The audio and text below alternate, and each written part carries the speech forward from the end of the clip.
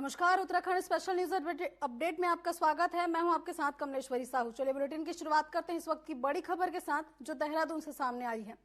तो बड़ी खबर आपको देहरादून से बता दें, जहां पंचायती राज विभाग की समीक्षा बैठक लेंगे सीएम धामी।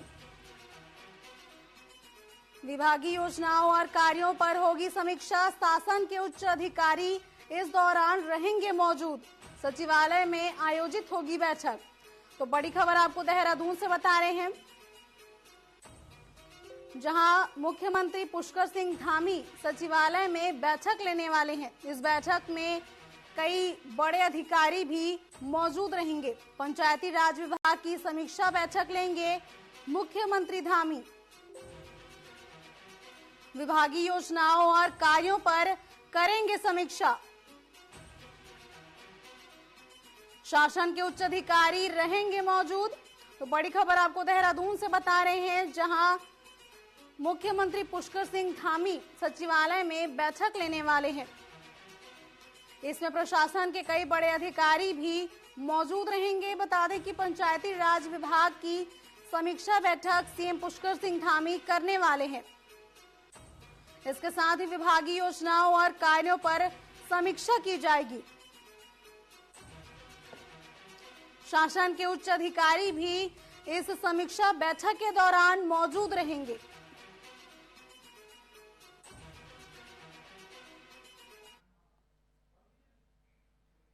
चलिए एक और बड़ी खबर सोनप्रयाग से, जहां भारी भूस्खलन का कहर लगातार जारी है। एसडीआरएफ और राहत बचाव की टीम मौके पर मौजूद है। लगातार बचाव कार्य किए जा रहे हैं। बता दें कि बुधवार को रामबाड़ा और सोनप्रयाग के बीच बादल फटा था। वहीं सोनप्रयाग में भारी भूस्खलन हुआ था, जिसको लेकर एसडीआरएफ और बचाव दल लगातार राहत कार्य में जुटा हुआ है। सोनप्रयाग में भारी भूस्खलन हुआ था। दरअसल बादल फटने की वजह से भारी भूस्खलन हो गया था, जिसको लेकर राहत और बचाव कार्य लगातार जारी है। एसडीआरएफ और राहत बचाव की टीम मौके पर मौजूद है। लगातार बचाव कार्य किए जा रहे हैं। बुधवार को रामबाड़ा और सोनप्रयाग के बीच बादल फटा था, जिससे सोनप्रयाग में भारी भूस्खलन हो गया था। एसडीआरएफ और बचाव दल लगातार राहत कार्य में जुटे हुए हैं। तो सोनप्रयाग से आपको बड़ी खबर बता रहे हैं, जहां बादल फटने से बहुत ज्यादा भूस्खलन हो गया था, जिस पर लगातार राहत और बचाव कार्य जारी है। सोनप्रयाग में हुआ था भारी भूस्खलन।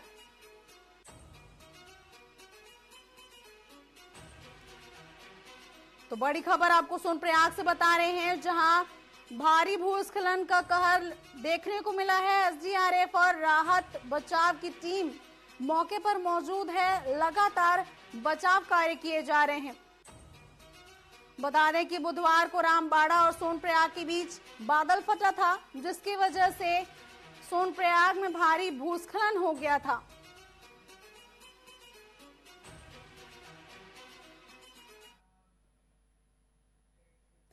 तो चले बढ़ते हैं खबरों की ओर, जहां वर्ष 2014 की आपदा का मंजर अभी उत्तराखंड की जनता भूल तक नहीं पाई थी। वो जख्म आज भी उत्तराखंड की जनता के दिलों पर लगे हैं। जब प्रकृति का तांडव देख पूरा देश सहम उठा था, उसी तरह से एक बार फिर से वैसा ही मंजर देखने को मिल रहा है, जहां आसमानी आफत ने फिर से उत्तराखंड के पहाड़ों को हिलाकर रख दिया है। अतिवृष्टि से बाढ़ और भूस्खलन जैसे हालात पैदा हो गए हैं। अब ऐसे में कई गांव इसकी चपेट में आ गए हैं। कई लोग अपनी जान गंवा बैठे, तो कई लोग घायल हो गए हैं। यही नहीं, सैकड़ों लोग बेघर हो चुके हैं, जिनका सब कुछ बाढ़ की भेंट चढ़ गया और रह गया तो सिर्फ मलबे में दबे उनके आशियाने के कुछ अवशेष, जिनको देखकर अब सिर्फ यादें ही बाकी हैं और आंखों में आंसू के सिवा कुछ और भी नहीं देखने को मिलता। देखिए देहरादून से योगेश शैली की एक खास रिपोर्ट। ने फिर बरपाया कहर। पहाड़ों की खूबसूरत वादियों में खौफ का दिखा मंजर। भारी बारिश के चलते भूस्खलन से कई गांव हुए तबाह। तबाही का मंजर देख सहम उठी उत्तराखंड की जनता। सीएम धामी ने लिया आपदा प्रभावित क्षेत्रों का हाल। पहले आपदा कंट्रोल रूम, फिर पहुंचे आपदा प्रभावित क्षेत्र में। घायलों का लिया हाल तो प्रभावितों को दिया पुनर्स्थापना का आश्वासन। सीएम ने अधिकारियों को दिए प्रभावितों को उचित व्यवस्थाएं देने के निर्देश।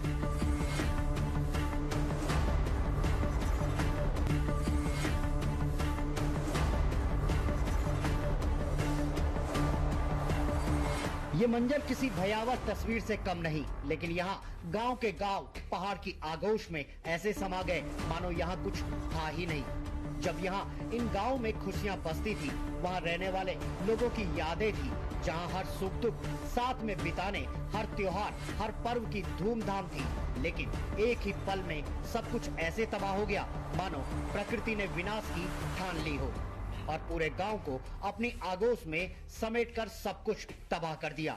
ये मंजर टिहरी जनपद का है, जहां पहले भी लोग ऐसा खौफनाक मंजर देख चुके हैं। यहाँ प्रकृति ने ऐसी मार मारी है कि कई लोगों को संभलने का मौका तक नहीं मिला और सब कुछ धरती की गोद में समा गया।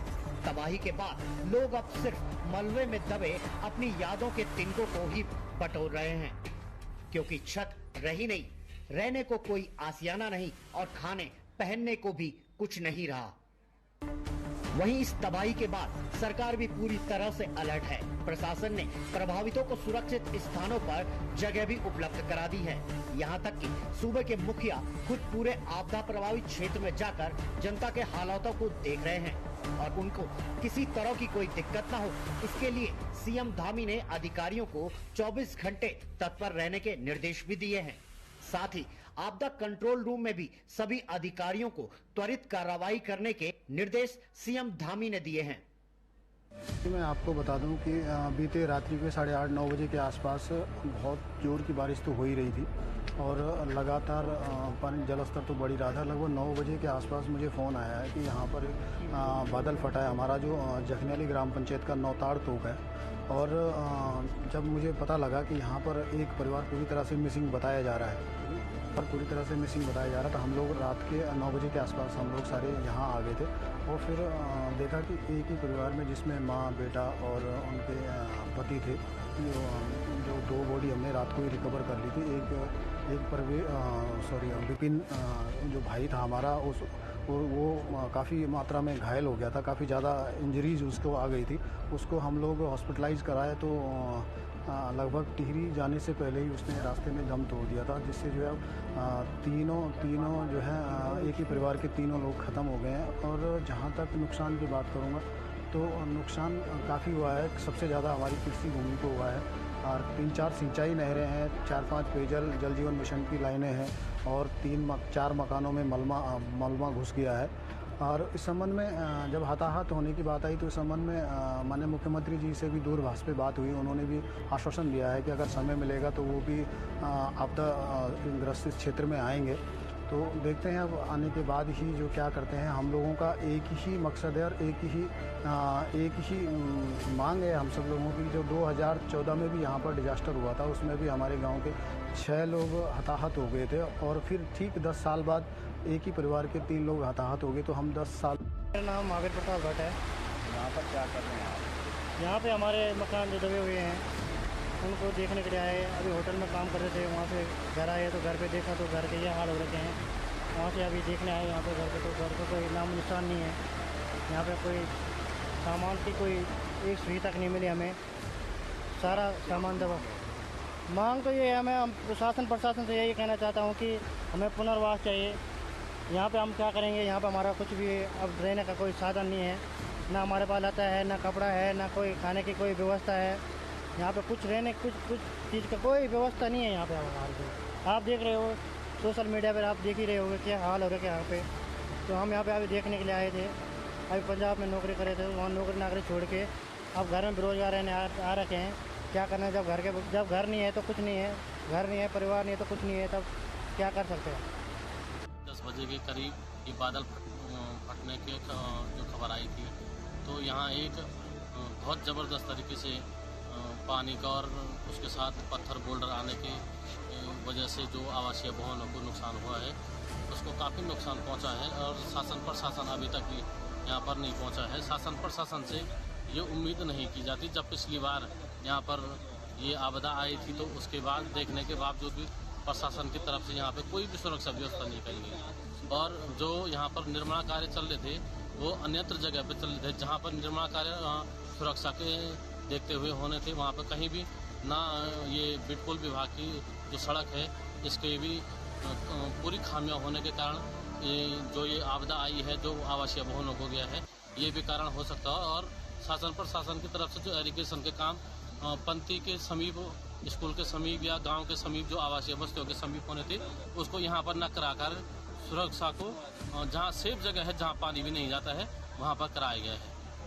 हमसे उम्मीद करते हैं कि आप भविष्य में अगर इस चीज़ को संज्ञान में नहीं लेते हैं तो आप बहुत जल्द एक बड़ी दुर्घटना के लिए आप आमंत्रण दे रहे हैं। तो प्रशासन आए, शासन आए, एरीगेशन आए और जो सड़क निर्माण कार्य जिसके अधीन है बिटकुल विभाग है वो आए और वो यहाँ पर देखें।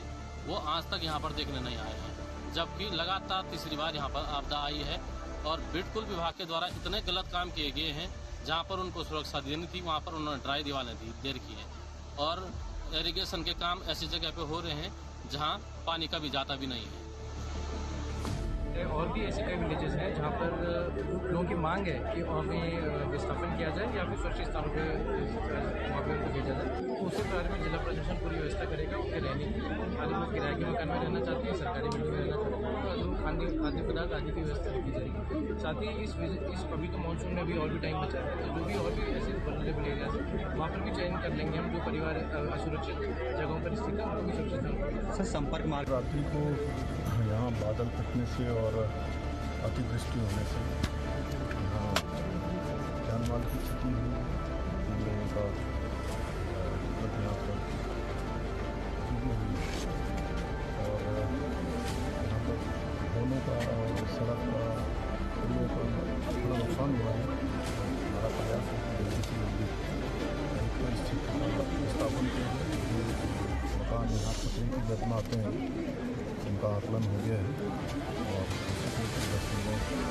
अब आगे जो है उनके जानवर की सुरक्षा की जाए।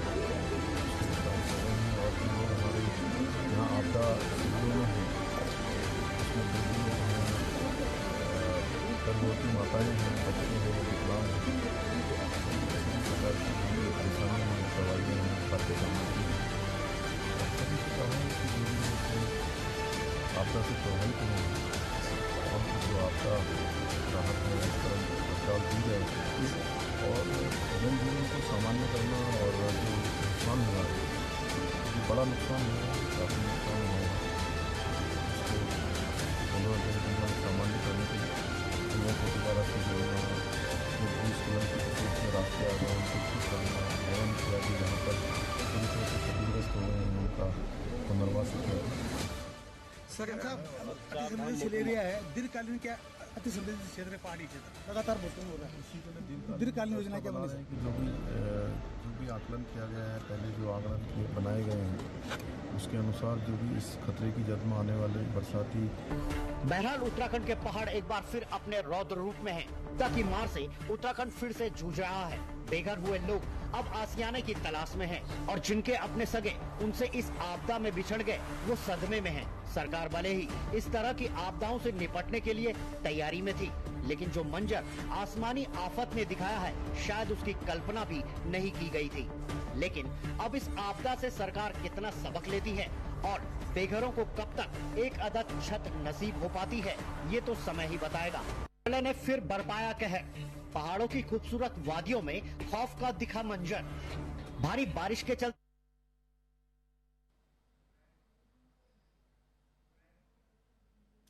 उत्तराखंड 2014 की उस आपदा से ठीक से उबर भी नहीं पाया था कि एक बार फिर से प्रकृति ने अपना कहर बरपाना शुरू कर दिया है। उत्तराखंड की वादियों में लगातार भूस्खलन और जो बादल फटने जैसी घटनाएं सामने आ रही है। बहुत सारे ऐसे परिवार हैं जो अपने स्वजनों से बिछड़ चुके हैं। कई लोगों के आशियाने इस प्राकृतिक आपदा में ध्वस्त हो चुके हैं। लोग बेघर हो चुके हैं। अपने को खो देने वाले लोग मायूस हैं, तो वहीं जो लोग अपने घरों से बेघर हो चुके हैं वे नए आशियाने की तलाश भी कर रहे हैं। तो चलिए सीधे रुक करते हैं उत्तराखंड का, जहां से हमारे सहयोगी वैभव पटवाल हमारे साथ जुड़ चुके हैं। जी वैभव, क्या कुछ मंजर देखने को मिल रहा है? प्रकृति लगातार अपना तांडव दिखा रही है, लगातार बादल फट रहे हैं, लोगों के घर उजड़ रहे हैं। क्या कुछ मंजर ग्राउंड जीरो पर दिखाई दे रहा है? देखो बता दूं, बुधवार रात जो बादल फटने की घटना उत्तराखंड के पहाड़ी इलाकों में हुई, उससे काफी जो जनजीवन है वो अस्त व्यस्त यहाँ पर हो चुका है। उसके बाद कई गांवों में जो है बिजली की जो कनेक्शन है वो यहाँ पर कट चुके हैं, क्योंकि बिजली नहीं आ पा रही है। पानी इस कदर बढ़ गया था कि जो बिजली विभाग है उसको अपने यहाँ पर शटडाउन करना पड़ा। उसके बाद जो बिजली सभी यहाँ पर हो गई थी। बात करें केदारनाथ की, तो एक बार फिर से जो परसों के बादल फटने की घटना, उसके बाद से एक बार 2013 की याद यहाँ पर दिला दी है, क्योंकि जो मंदिर उस समय देखा गया था वो मंदिर दोबारा देखने को मिला ऐसा। और जो यात्री केदारनाथ से बचकर वापस आ रहे हैं तो उनका पता कहना है कि 2013 की याद हम लोगों को आ गई है। अब तक 22 लोगों को रेस्क्यू वहाँ पर कर लिया गया है। वहीं अब केंद्र सरकार ने भी अपनी कमर कस ली और एयरफोर्स के विमानों को, हेलीकॉप्टर को और MH17 जो कि जिस स्तर पर जिसके लिए लड़ा जाता है उसको यहाँ पर उत्तराखंड में भेजा गया है। और जो यात्री केदारनाथ में फंसे हुए उनको यहाँ पर रेस्क्यू से किया जा रहा है। अभी बात की अगर जखनाली की, तो टिहरी के जो जखनाली वहाँ पर भारी आपदा यहाँ पर आई थी, बादल फटने की घटना वहाँ पर हुई थी, जिसके बाद कई लोग वहाँ पर लापता हो गए थे और कई लोगों की यहाँ पर मृत्यु भी यहाँ पर हो गई थी। लेकिन जो सीएम है पुष्कर सिंह धामी, वो लगातार जो है इस पर अपनी दृष्टि बनाने लगी। जो आपदा प्रबंधन तंत्र है बिल्कुल उसमें कार्य करे और जो लोग पीड़ित था, प्रभावित है, उनको जल्द से जल्द जो सुरक्षित जगह है वहाँ पर पहुंचाया जा सके। और जो उनके जो चीजें हैं, जैसे खान पान की व्यवस्था, रहने की व्यवस्था, सबको यहाँ पर सुचारू ढंग से यहाँ पर कराया जा सके। बात करें अगर केदारनाथ की जो रामबाड़ा और सोनपुरा के बीच में जो बादल फटा था, उससे भी जो जनजीवन काफी हद तक यहाँ पर रोक चुका है। केदारनाथ की जो यात्रा है उसको यहाँ पर रोक दिया गया। जो लोग केदारनाथ में फंसे हुए हैं उनको सुरक्षित स्थान पर यहाँ पर ले जाया जा रहा है। वहीं बात करें आज सुबह की, तो सोनप्रयाग में आज सुबह दोबारा से जो भूस्खलन है उसकी घटना देखने को मिली। इसके पास SDRF और जो NDRF की टीमें लगातार वहाँ पर मौजूद है, जिससे कोई घटना जो अपरिचित घटना है वहाँ पर ना हो पाए। और जो भी लोग रास्ते में जा रहे हैं उनसे अपील की जा रही है कि सुरक्षित स्थान पर जाए, जो यात्रा है उस पर यहाँ पर ना निकले। वही बात करें यात्रा की, तो फिलहाल जो केदारनाथ की यात्रा उसको यहाँ पर रोक दिया गया। पुलिस विभाग लगातार जो यात्री उनसे अपील कर रहा है कि जो यात्रा है वो यात्रा को स्थगित कर दे और बाद में यात्रा है, क्योंकि मौसम जो आगे जो 48 घंटे दोबारा से यहाँ पर मौसम विभाग ने अलर्ट जारी किया है कि किसी स्थानों पर रहें और जो भी जनता जो यात्रा कर रहे हैं तो सुरक्षित स्थानों पर जाकर यात्रा करें, क्योंकि बारिश का जो अलर्ट दोबारा यहाँ पर कर दिया गया। और जो केदारनाथ यात्रा है, जो केदारनाथ धाम है, वहाँ पर भी जो विजिबिलिटी है वो काफी कम यहाँ पर दिखाई दे रही है, जिसकी वजह से जो विमान कुछ नहीं कर पा रहे हैं। जी, जैसा कि कहा जा रहा था कि प्रशासन अपने आप में पूरी तैयारी करके रखा हुआ था कि जो भी आपदा आए उससे निपट लेंगे, लेकिन कहां ऐसी चूक हो गई कि एक बार फिर से 2014 जैसे मंजर फिर से देखने को मिल रहा है। देखिए जो आपदा है वो अपरिचित और अप्राकृतिक आपदा होती है यहाँ पर होती है, क्योंकि देखिए आपदा बता के नहीं आती है। प्रशासन यहाँ पर था, काफी टीमें यहाँ पर लगाई गई, लेकिन जो बादल फटने की घटना है इस बार वो दूसरी जगह पर हुई है। गौरी कुंड के आसपास जो बादल फटा था वहां से शुरुआत हुई थी। इसके बाद जो जटा गंगा थी वो काफी अपने रौद्र रूप में यहाँ पर आ गई थी। प्रशासन की तरफ गुस्सा है, तभी जो यात्री है उनको सुरक्षित स्थान पर पहुंचा दिया गया था। और जो अभी यात्री हैं, जो अभी काफी यात्री फंसे हुए हैं, उनको जो प्रशासन अपने जो युद्ध स्तर पर यहाँ पर कार्रवाई करके उनको रेस्क्यू पकड़ के ला रहा है। जी, तमाम जानकारियों के लिए धन्यवाद वैभव आपका। तो ये थे हमारे सहयोगी वैभव पटवाल, जिन्होंने हमें बताया कि प्रशासन ने अपने स्तर पर पूरी तैयारी कर रखी थी, लेकिन ये आपदा ऐसी थी कि प्रशासन की पूरी तैयारियां धरी की धरी रह गई और एक बार फिर से प्रकृति ने अपना रौद्र रूप दिखाया। इस रौद्र रूप में कई घर तबाह हो गए, कई लोगों के आशियाने छिन गए, कई लोग अपनों से बिछड़ चुके हैं। लगातार राहत और बचाव कार्य भी जारी है। प्रशासन अपने स्तर पर कई ऐसे प्रयास कर रहा है जिससे लोगों को राहत मिल सके, उनको एक बार फिर से छत मिल सके। तो चलिए रुक करते हैं फिर से खबरों की ओर, जहां चमोली के पंती में भारी बारिश से आई आपदा के बाद स्थानीय ग्रामीणों का सरकार और निर्माण एजेंसी ब्रिज कुल के खिलाफ गुस्सा फूट पड़ा है। इस दौरान वे जमकर नारेबाजी करते हुए निर्माण एजेंसी पर गंभीर आरोप लगाते नजर आए। उन्होंने कहा कि ठेकेदार ने सड़क कटिंग का सारा मलबा पंती में डाल दिया था, जिसके चलते मूसलाधार बारिश के बाद वहां काफी नुकसान हुआ है। इतना ही नहीं, आसपास के आवासीय मकानों को भी खतरा बढ़ जाता है। हालांकि थराली के बीजेपी एमएलए ने आपदा प्रभावित क्षेत्र का दौरा करते हुए ग्रामीणों को आश्वासन दिया है कि सरकार हर संभव मदद के लिए तैयार है। विधायक ने निर्माण एजेंसी को फटकार लगाते हुए ब्रिजपुल के सड़क के नीचे सुरक्षात्मक कार्य करने और खाई में गिरे बड़े बोल्डरों को किनारे करने को निर्देशित किया है। मैंने आज इसका स्थलीय निरीक्षण किया। जो ये हंसपट्टी वाली सड़क है, यहाँ से जो ऊपर को रास्ता बनाता है, तो कहीं ना कहीं तीक्ष्ण ढाल और लंबे कैचमेंट की वजह से जो एक पानी का एक साथ बहाव हुआ है, उसकी वजह से इसमें बहुत बड़ी तादाद में मलबा आया है। मलबा के साथ साथ बड़े बड़े बोल्डर आए हैं, और वो ऐसे बोल्डर हैं कि जिनको हिलाना भी शायद संभव नहीं है। मैंने अभी बिल्कुल के अधिकारी यहाँ पर एजीएम आए हैं, उनके साथ में यहाँ पर वो भी मेरे साथ थे, उनको भी निर्देश दे दिए गए हैं कि यहाँ जितने भी ये हमारे पत्थर बड़े बड़े हैं, इसको पुल से लेकर के और ये नीचे जो हमारे एनएच है यहाँ तक को इसको डीप है ना, इसको वो करते हुए, और एक तरफ जो जहाँ बाएं पास में इनकी सड़क है उसको उधर को बॉर्डर लगा करके इसको कहीं ना कहीं चैनलाइज किया जाए।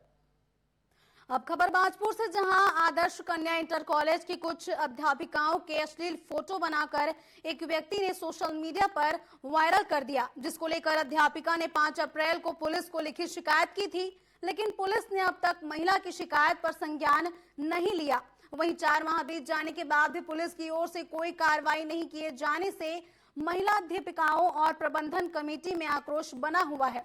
इसी के चलते विद्यालय प्रबंधन कमेटी के अध्यक्ष नरेंद्र खत्री ने प्रेस वार्ता की। इस दौरान उन्होंने कहा कि सरकार द्वारा बेटी बचाओ बेटी पढ़ाओ का नारा दिया जाता है, लेकिन आज महिलाएं सुरक्षित नहीं हैं। उन्होंने ये भी कहा कि यदि 10 दिन के भीतर कोई कार्रवाई नहीं की गई तो क्षेत्र के विद्यालयों के बच्चों के साथ ही कोतवाली में धरना दिया जाएगा।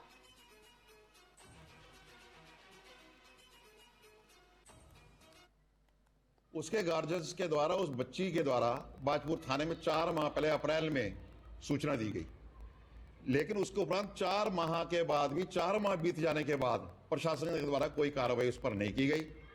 तो उस अपराधी प्रवृत्ति के व्यक्ति के इतने हौसले बुलंद हो गए कि उसने फिर जुलाई माह के अंतिम सप्ताह में विद्यालय की 3 अध्यापकाओं की फोटो फिर इंस्टाग्राम पर डालनी चालू कर दी। उसमें बैकग्राउंड में कभी विद्यालय की फोटो लगा देता है, कभी हटा देता है, कभी विद्यालय के नंबर डाल देता है, कभी नंबर हटा देता है। उसके उत्तराखंड हाई कोर्ट ने स्वास्थ्य बीमा कंपनी के गैर जिम्मेदाराना और असंवेदनशील व्यवहार के मामले में सुनवाई करते हुए star health allied insurance company को 5 अगस्त तक जवाब पेश करने को कहा है। बता दें कि Uttarakhand high court bar association ने याचिका दायर कर अधिवक्ता को हुए ब्रेन स्ट्रोक के मामले में धोखाधड़ी का आरोप लगाया है।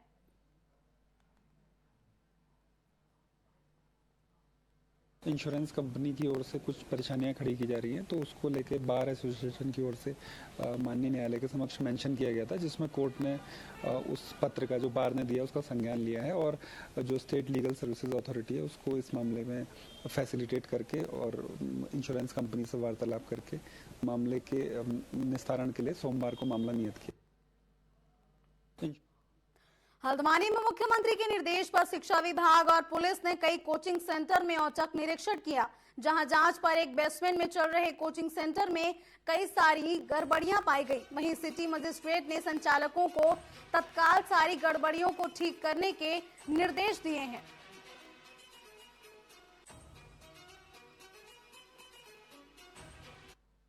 कोचिंग या ट्यूशन सेंटर या इस तरह की गतिविधियाँ संचालित कर रहे हैं, उनकी हम लोग जाँच कर रहे हैं। विभागीय जो मानक हैं उसके आलोक में सभी अधिकारी अपने अपने मानकों क्रम में इसका परीक्षण कर रहे हैं और इसमें फिर जो अभी निर्देश आए हैं उसके क्रम में फिर अतिरिक्त कार्रवाई इसमें की जाए। न्यूज अपडेट में फिलहाल बस इतना ही। देश प्रदेश की अन्य खबरों के लिए आप बने रहिए टीवी 24 के साथ। नमस्कार।